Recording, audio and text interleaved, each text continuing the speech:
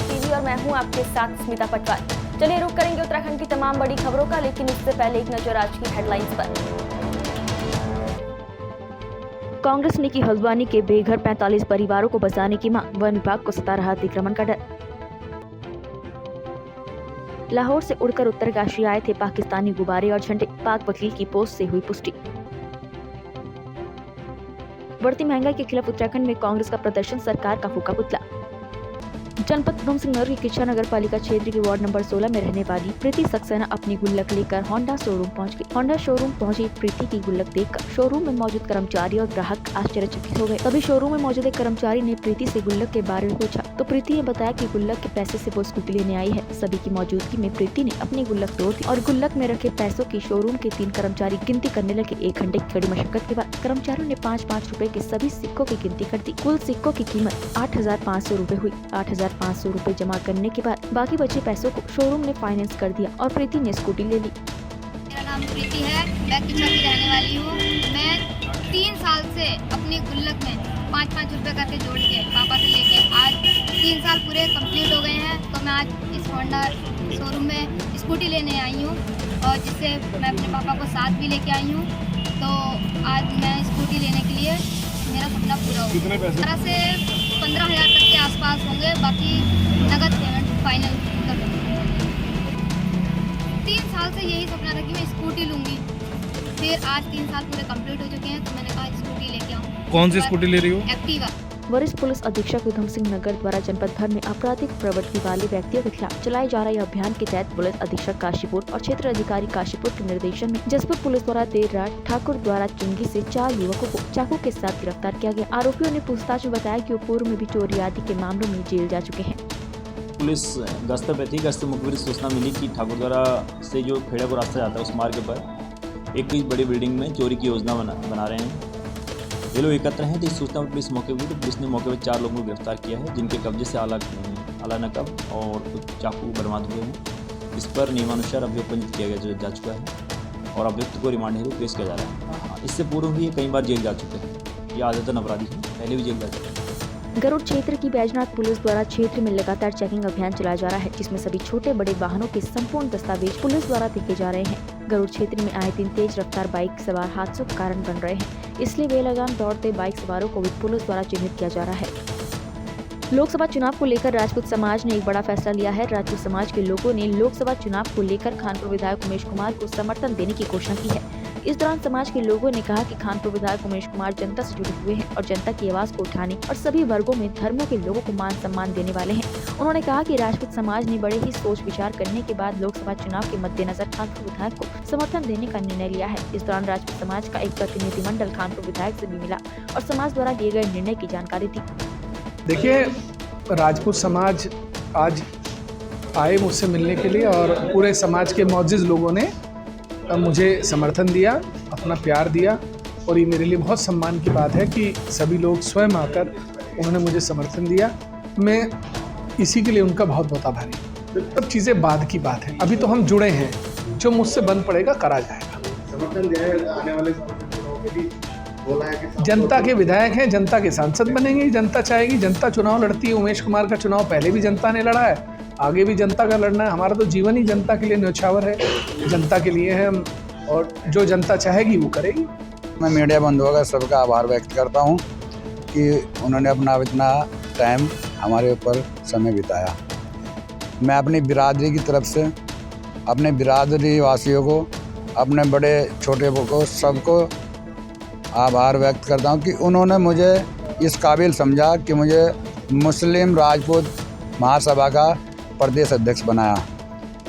मैं इस प्रदेश अध्यक्ष बनने के बाद अपनी बिरादरी के लिए पूरे ज़ोर शोर से हर गांव बिरादरी के जाके अपना बिरादरी का परचम लहराऊंगा। जो उनकी बातें हैं, उनकी समस्याएं हैं, वो जुल्म या मजलूम के साथ हम साथ खड़े रहेंगे। जुल्म होने नहीं देंगे, किसी की जुल्मात को बर्दाश्त नहीं करेंगे। हम राजपूत बिरादरी से हैं, जो कह दिया वो करेंगे, जो खो दिया वो पाएंगे। लोकसभा चुनाव के बारे में क्या? बाजपुर के दोराहा में राष्ट्रीय राजमार्ग 74 पर 2 बाइकों की जोरदार भिड़ंत हो गई। बाइकों की भिड़ंत में 2 लोगों की मौत हो गई, जबकि 2 लोग घायल हो गए। वहीं सूचना पर पहुंची पुलिस ने मृतकों के शव को कब्जे में लेकर पोस्टमार्टम के लिए भेज दिया है। दोराहे के पास में एक मदर इंडिया स्कूल है, उसके सामने एक मोटरसाइकिल सवार जो है वो रॉन्ग साइड से जा रहा था और दूसरे अपने साइड में आ रहा था। दोनों की आपस में जो है भिड़ंत होगी, जिसमें जो है दोनों जो मोटरसाइकिल चालक थे दोनों की घटनास्थल पर ही मृत्यु हो गई है। 2 घायल हैं, वो घायलों को हम उसमें जो है यहाँ चिकित्सालय में दिखाने के बाद जो है हायर सेंटर के लिए उनको रेफर कर दिया गया है। पंचायतनामा भरा जा रहा है और पोस्टमार्टम की कार्रवाई की जा रही है। रामनगर कोतवाली के अंतर्गत ग्राम उदयपुरी बंदोबस्ती पीरू मंदाना निवास एक युवक ने गोली चलाकर आत्महत्या कर ली। घटना के बाद मृतक के परिजनों में जहां एक और कोहराम मचा हुआ है, तो वहीं पुलिस भी मामले की जांच में जुट गई है। घटना के संबंध में कोतवाल अरुण कुमार सैनी ने जानकारी देते हुए बताया कि पारिवारिक विवाद के चलते मृतक काफी परेशान था। उदयपुरी बंदोबस्ती पीरू मंदाना में तीन नाम है, उनको गोली मार सबको पोस्टमार्टम के लिए भिजवा दिया। मैं अवैध तवंचा 315 कोर्ट से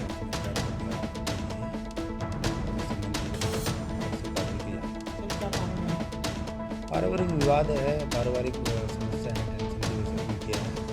बाकी हमने पहले भी पौराणिक माघ मेला 2023 की तैयारियों को लेकर जिलाधिकारी अभिषेक रोहिला ने रेकी विभागों की अहम बैठक ली। मंगलवार को बैठक लेते हुए जिलाधिकारी ने अपर मुख्य अधिकारी जिला पंचायत को समुचित तैयारी सुनिश्चित करने के निर्देश दिए। साथ ही जिलाधिकारी ने वर्तमान में कोविड-19 के नए वेरिएंट को देखते हुए भारत सरकार की गाइडलाइन का पालन कराने के भी निर्देश दिए।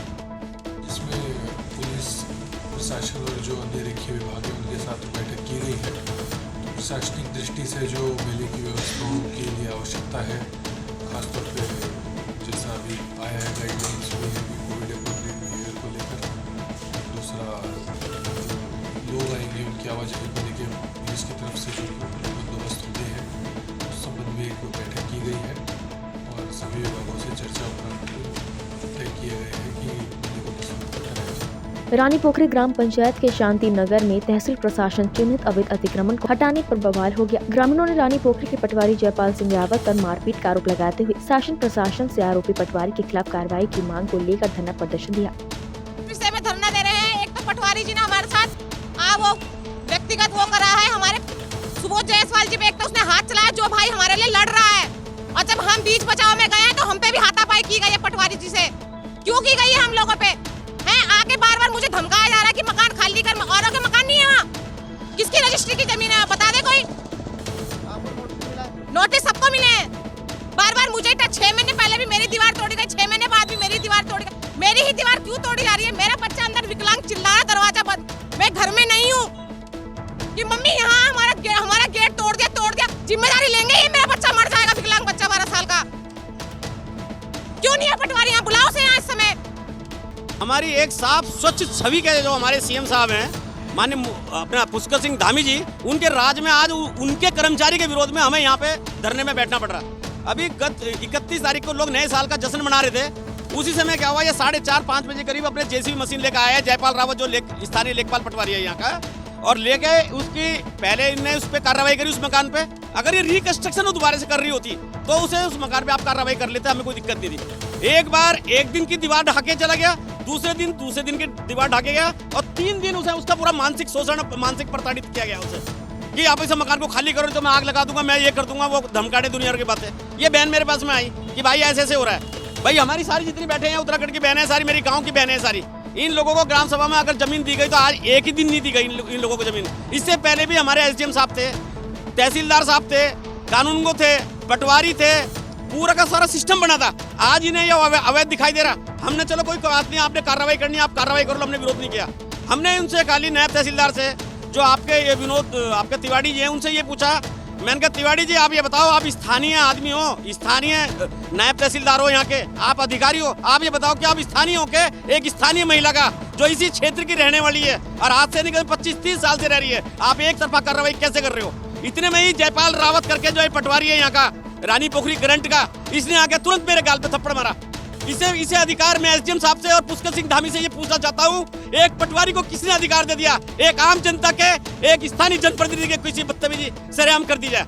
हमने उसका विरोध किया। उसके बाद में यहाँ पे जब हमारी किसी ने कोई सुनवाई नहीं किया, हम आज धरने बैठे और ये धरना तब तक नहीं उठेगा जब तक कोई यार बदतमीज पटवारी इस क्षेत्र से बर्खास्त न हो जाएगा। ये जो जितने भी लोग हैं यहाँ पर कम से 35 से 40 साल से रह रहे हैं इस ग्राम सभा की भूमि में। अभी गवर्नमेंट के नया जो नए पटवारी हैं, इन्होंने वाला नदी श्रेणी की ज़मीन है। अगर ये नदी श्रेणी की ज़मीन होती है तो पट्टे क्यों आवंटन करते हैं यहाँ पर? एक मुद्दा तो ये है। दूसरा, गरीब लोग हैं सारे और लोकल लोग हैं, सब यहीं के रहने वाले हैं। और जब एक पटवारी जी इनके वहाँ पर तोड़ने आए तो एक बच्चा ऐसा भी था जो विकलांग था यहाँ पर, विकलांग। उन्होंने ये भी नहीं देखा कि बच्चा दब जाएगा और उसमें मर जाएगा।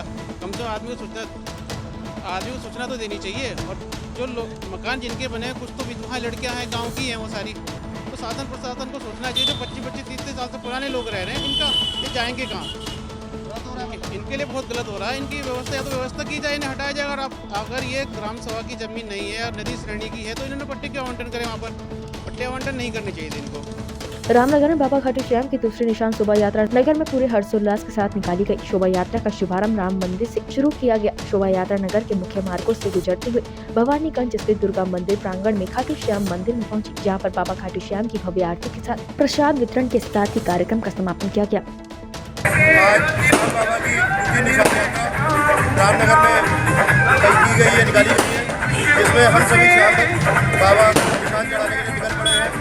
खाटू श्याम मंदिर रामनगर में निशान चढ़ाने के लिए आज लगभग 20 वर्षों के पश्चात रामनगर के भक्तों को सौभाग्य मिला है निशान बाबा चढ़ाने का।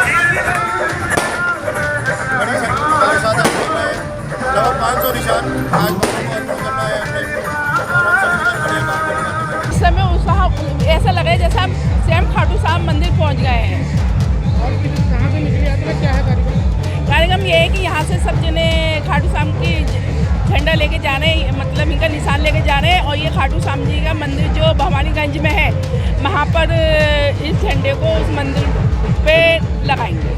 आगामी चुनाव की तैयारी को लेकर भाजपा केंद्रीय नेतृत्व के अनुमोदन के बाद प्रदेश भाजपा संगठन की दृष्टि से 15 नवीन मंडल बनाने जा रही है। ऐसे मुख्यमंत्री पुष्कर सिंह धामी की विधानसभा चंपावत में भी 2 नए मंडल बनाए जाएंगे, जिनमें से एक रीटा मंडल और एक मंडल तामली मंडल होगा। साथ ही संगठन के अन्य खाली पड़े पदों पर भी नवीन नियुक्तियां की जाएंगी, जिसके लिए स्थानीय कार्यकर्ताओं की राय जानने और फीडबैक लेने के लिए चंपावत के टरकपुर नगर पालिका सभागार में रायशुमारी के लिए पहुंचे प्रदेश मंत्री विकास शर्मा और जिला पर्यवेक्षक अनिल शाही ने संगठन के स्थानीय कार्यकर्ताओं पदाधिकारियों के साथ एक बैठक की।